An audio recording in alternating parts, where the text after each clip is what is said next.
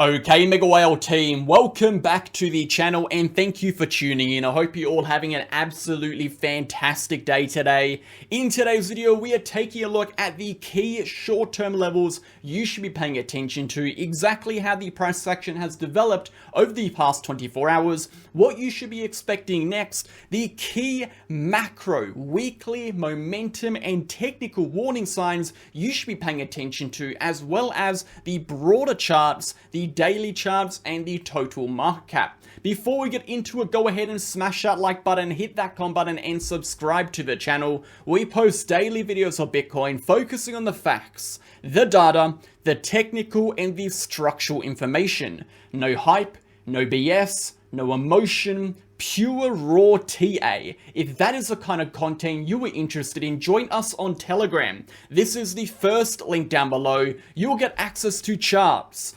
updates, videos, educational posts, news events, and everything you need to stay in the loop with cryptocurrency, with Bitcoin, and the relevant economic news. And if you are interested in taking your trading to the next level, you can join us in the VIP channel. To join the VIP channel, click the pinned comment of the free channel and contact the admin over here. You'll get access to two main channels, the main VIP trading channel and of course our exclusive group chat. If you want to see our entire track record, click the first link. That will take you to a 50+ month track record. And if you want to see what's inside the channel, second link is going to be a 10-minute video tour inside the channel. We have over 700 members and have been operating since 2021. Go ahead and check it on out. Let's dive into the content. So as we can see, over the past 24 hours, we have seen a little bit of turbulence for Bitcoin. This comes from a few executive orders signed from President Donald Trump, the conference in the White House for cryptocurrency, and of course the relevant economic news, that being NFP and unemployment rate data. As a consequence of this news turbulence, we do see a bit of turbulence and volatility in the price action. Now, if you recall to our prior video, to do a quick summary of what we discussed, we were specifically looking for a correction for Bitcoin from the level of around 91,100 up until the level of 93, which was that prior high. We talked about how in this video we saw signs of bearish exhaustion, we saw signs of a potential exhaustion rally, and this rally was more than likely going to fail to sustain above this 91,100 level, resulting in a correction all the way back down to our prior change of character.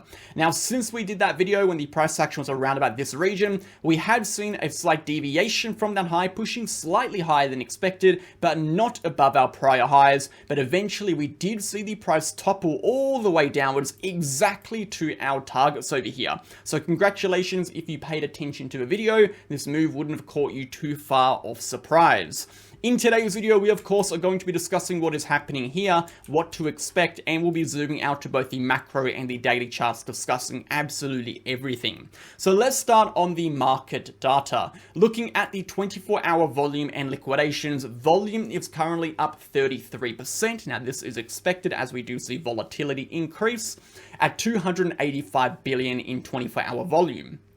Of the liquidations, we have seen an increase of 130%, sitting at 714 million in liquidations, 480 million coming from long positions, 233 million coming from short positions. Now, a lot of people are probably wondering, Whale, do you trade into these news events? So we'll go over to the Telegram channel, scroll up a couple messages, you'll see this link over here. This explains exactly why I do not trade into news events. I don't even trade days of news events, and I even sometimes avoid trading a few hours after news events because of a variety of factors we discussed in this post. If you want to find out more about that, you can go ahead and check that post out. It's pretty informative and it shines some insight into the way I think about trading. Moving over to the broader markets, so DXY, it has seen a correction basically all the way to our target. We've said that if we were to lose this yearly level of support, we would see a pretty rapid correction towards our mid-level of this channel. We come shy of about 10 cents shy of that target here on the DXY, but the overall trajectory, of course, is moving into that level. Looking at the S&P 500, the S&P 500 has hit our target absolutely perfectly. For many weeks now, we have been telling you that ever since we had the failure to break above that downtrending RSI, we should be open to potential corrections for the S&P 500, specifically as a consequence of the loss of the prior low on the RSI. That was the leading sign that the S&P 500 was likely to correct, and our corrections targets were the 50 EMA, okay, and the 5,700 level, that level as an area of confluence. We perfectly have retested that level now as a potential area of support. This is going to be the reversal zone. If we fail to sustain above the 50 EMA, we are going to see a steeper correction, potentially to 5,200. But while we sustain now above the 50 EMA, the potential for reversals to develop are on the cards. So at the moment, still in a zone of uncertainty and a zone of, I guess, what you would call not really out of the woods in terms of the bearish case. We do need to see that RSI breakthrough to be confident that this selling pressure has been absorbed and the buyers are back in control. This does still look like the potential beginning of a higher time frame correction if we fail to sustain above this major level of support. So we need to sustain here for the buyers to get back in, for the strength to reclaim, and for the price to continue upwards. This is going to be a major decision point. If we fail to sustain this support, we do run the risk of dropping another couple $100 to around 5,200, 5,300. So we need to keep that in mind, keep that in the back of your minds, be aware of that alternative.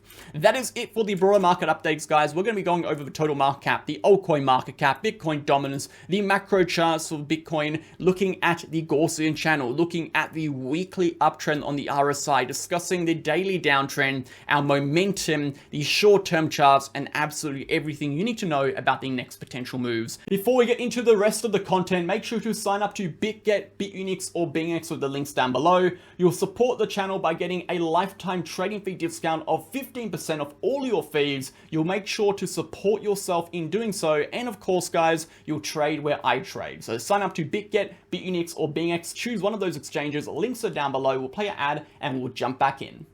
If you are looking for a new exchange or just want to support the channel, sign up to BitUnix with the link down below. You'll get a lifetime trading fee discount of 15%, which can build up to 45% based on your trading volume, as well as access to a bonus reward center, and of course, all of the exclusive campaigns we run on this exchange. You'll also get access to BitUnix being a non-KYC exchange, meaning you can sign up from anywhere in the globe without regulations. And most importantly, I only promote exchanges I trust and I use. As you can see, I trade on BitUnix very regularly, being the highest VIP level with over $500 million in trading volume for the last 30 days. And lastly, if you were interested in signing up to our other two exchanges, BingX or BitGet, you can also do that via the links down below. You as well will get the 15% trading fee discount and everything else that comes with it. Go ahead and sign up. Thank you for supporting. Let's jump back in.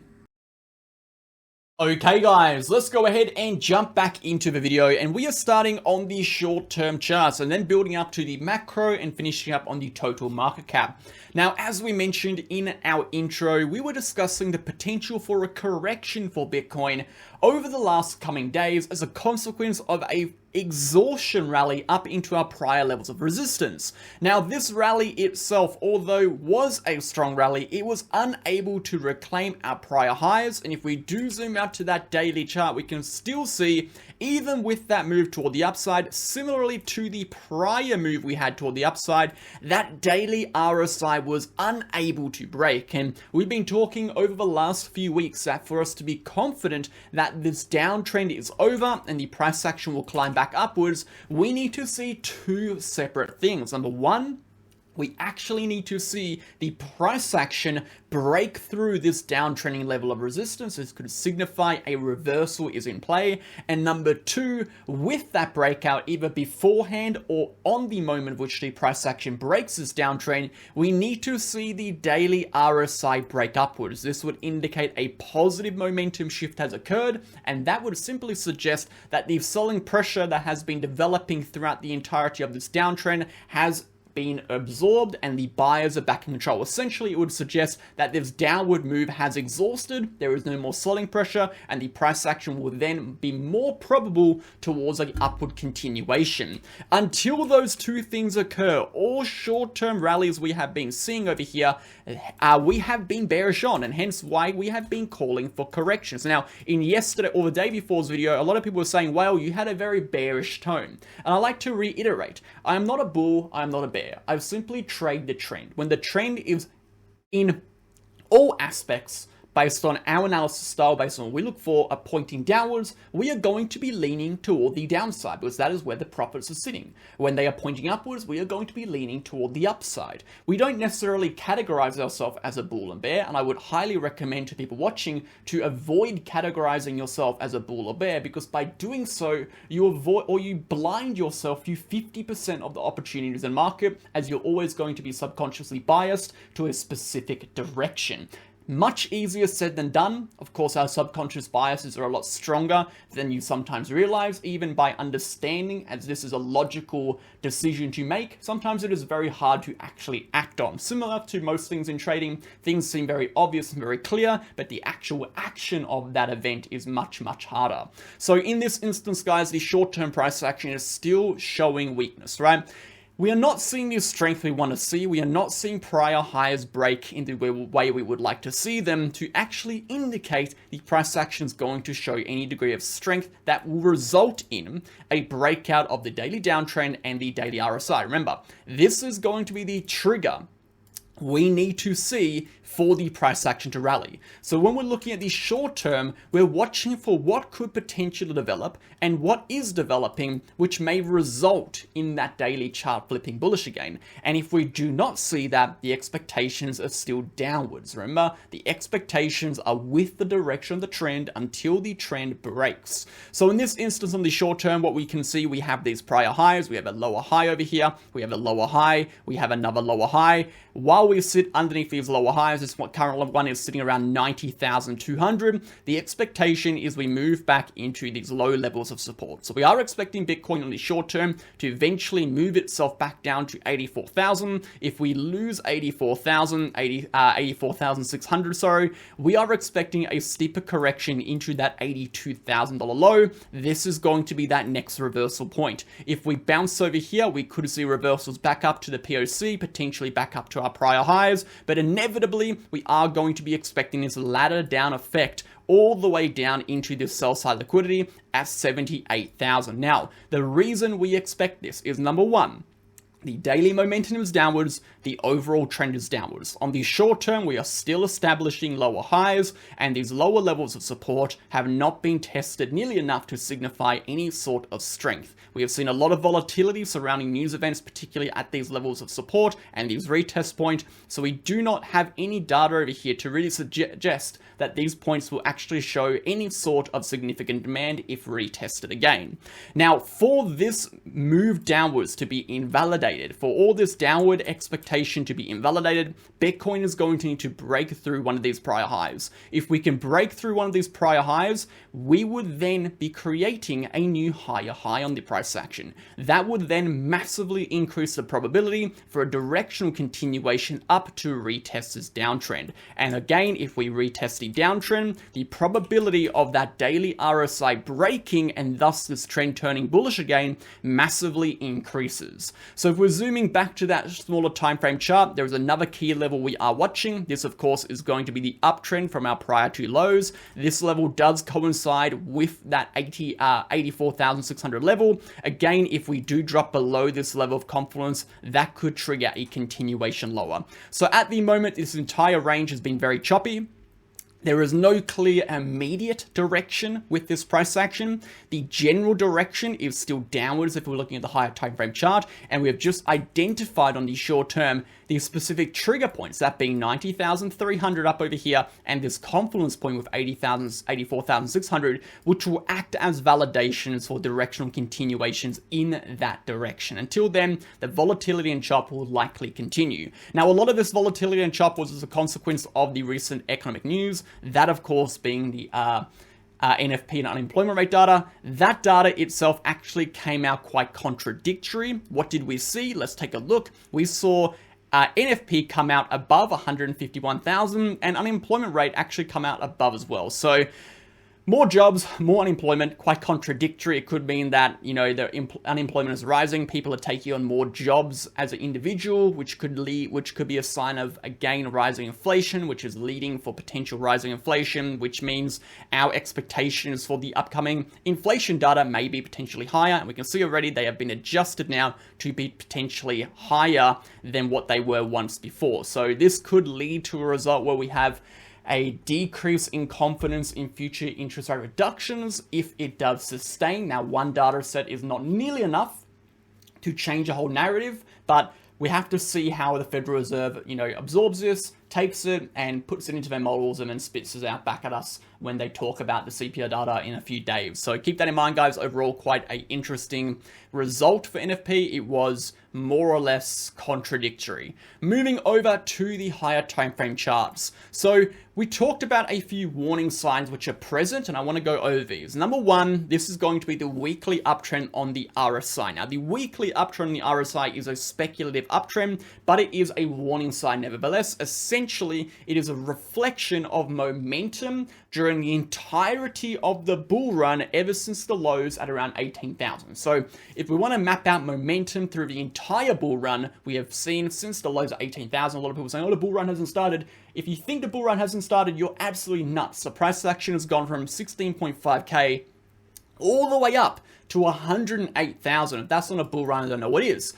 This is the representation of momentum through the bull run, okay? If we do see a weekly breakdown in this RSI, this may act as a leading sign that we could see further corrections in store for Bitcoin. It is not confirming it, but it is a leading indicator. So the probabilities will then be in favor of further corrections for Bitcoin. If we do see that breakdown on the weekly RSI, potential targets for Bitcoin will be as follows. If we move over to the 3-day chart now, we can see the Gaussian channel midline is holding on by a thread. If we take a look at our horizontal level of support, we have had 3 separate rejections and retests now of this prior level of support now as a level of resistance. So Bitcoin is trying to get back above here on the 3-day, but it has been hammered down every single time. Now that lines up with our prior level of major support, a 2.5 month long support, and the Gaussian channel upper band. We have got our support, which is our Gaussian channel mid band, which we are currently trending slightly above.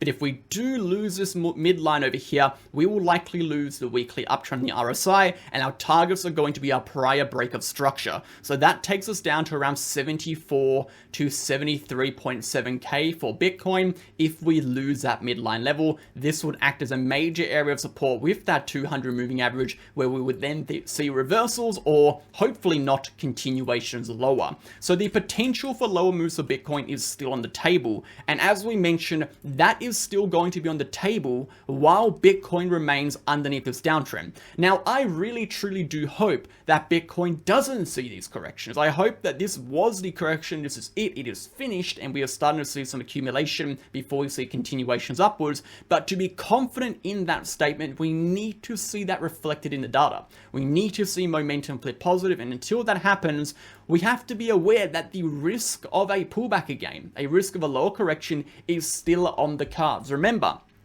trading is not about knowing what is going to happen. It is simply about taking calculated risks based on the identified probabilities of the trend, which we define by various factors such as momentum, such as our gaps in our volume profile, such as a whole range of different analytical tools people use, okay? Momentum is the one I use. Momentum is my favorite tool by far. I think it is the most leading tool when it comes to the repertoire of different tools traders can use.